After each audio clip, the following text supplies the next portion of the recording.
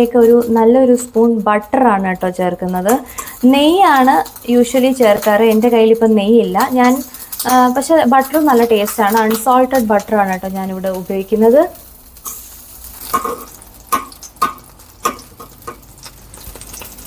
സ്വല്പം cumin seeds ഇട്ട് കൊടുക്കുക.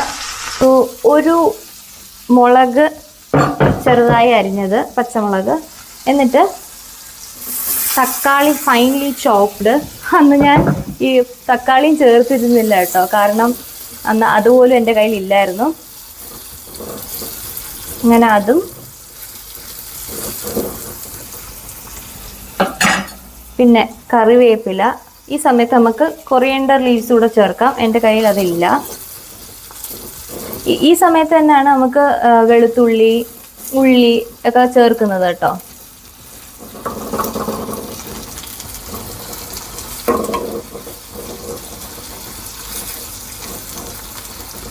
ഇനി അടുത്തത് കുറച്ച് കായപ്പൊടിയാണേ.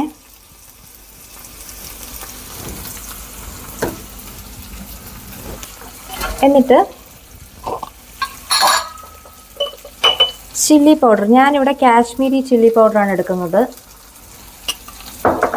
കുറച്ച് കൊറിയൻഡർ പൗഡർ കൂടെ ഇടുക.